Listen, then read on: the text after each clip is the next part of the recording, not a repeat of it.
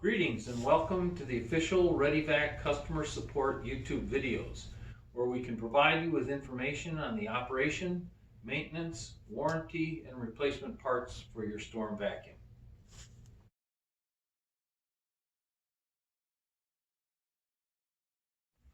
When you first receive your storm, you'll find a number of items in the box that are helpful for different applications. You'll see that there's a manual. This is what we want you to read before you start to use it at all. It's got a lot of tips in here. You'll find with that knowledge you can go forward with confidence. Then there are 3 different tools that come with it as well. The first we'll look at is the crevice tool. This inserts into the nozzle in the front if you want to work in a smaller area. It's also helpful to know that if you place this right over what it is you're trying to pick up, or the nozzle by itself, you'll get maximum suction.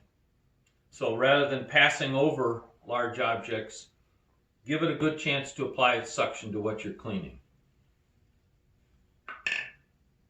The storm also comes with a nice dusting brush. Okay, and this may be helpful for other applications. Softer things, furniture where you want a little bit of agitation in addition to the suction, you'll find that this is handy. It also fits into the nozzle in the front and is applied this way. Then when you've finished using the machine in the dry mode, we also put in a small cleaning brush, and this is for cleaning the filter. You want to use this to clean out the pleats on the filter, and reference the maintenance videos again or the manual for directions on using that. Also included in your package when you open it up is the charger. It has a base and the charger which comes pre-attached to it, so it's ready to plug in and use. Make sure that this is not discarded or any of the pieces when you're unwrapping things. Look for all of these. I'm going to show you a little bit about the operation and usage of your storm vacuum. The first thing that you should be doing when you get your vacuum is to read the manual thoroughly. A lot of good tips in there on how to get good operation and long life and smooth usage of the storm. Okay, the first thing that you're going to do after you've read your manual is to make sure that it's fully charged. And to do that, you want to take your charger and plug it into the wall first. And then when it's plugged in, you'll want to insert the machine itself into the charger. And when you do that, you'll get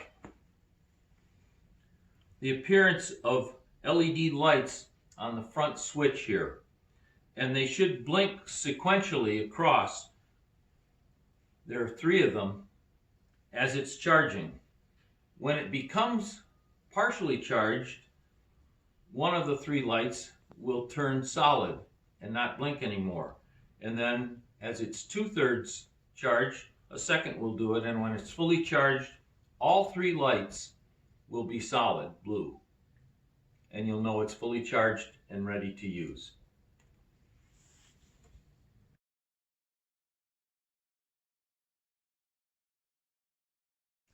Once your storm is fully charged, you can expect somewhere in the low 20s for runtime on it.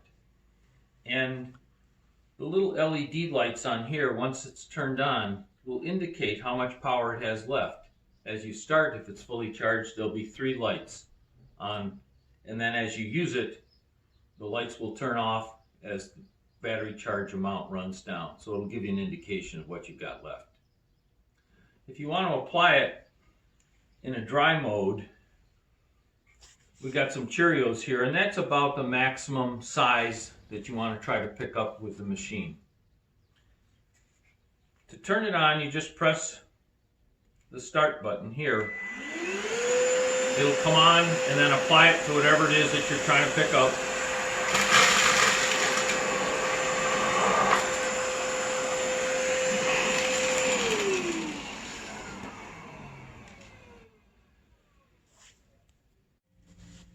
best use and suction over a long period of time, it's good to develop the discipline of cleaning the machine after each use. And you can reference resources either in the maintenance video or from the manual on how to do that.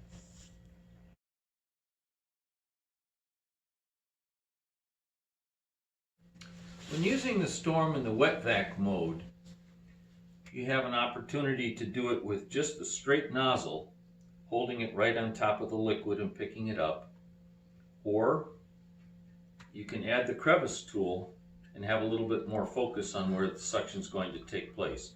The crevice tool inserts into the front of the nozzle and you're ready to go. Before you pick up any liquid, it's very important to recognize the max line, the max fill line for liquid on the side of the waste receptacle, the duster cup. You don't want to exceed that in the amount you're picking up. Somewhere in the range of 6 to 8 ounces is the maximum that you can do. Okay? We've got a little bowl of water out here in front, and we'll pick up some water. So in order to do that, you're going to turn the unit on and then hold whatever tool you're using right over the water.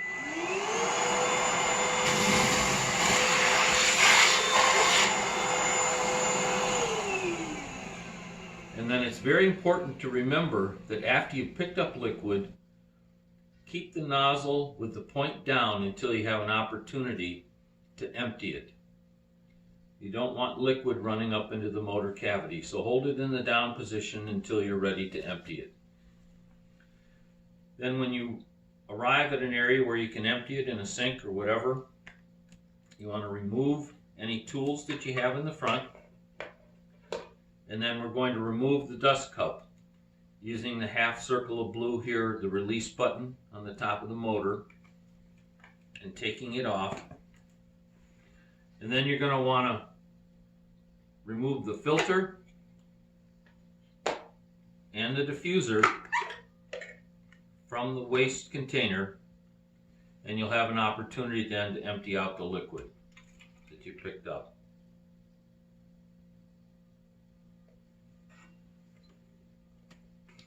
From this point, you want to reference either the additional videos that we have or the manual for the maintenance of the unit after it's been used in the wet mode.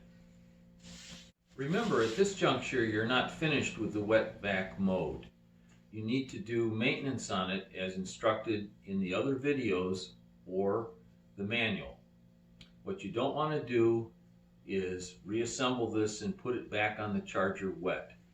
The other maintenance videos and the manual will instruct you what you need to do to clean up and maintain it and thoroughly dry it before you return it to the charger.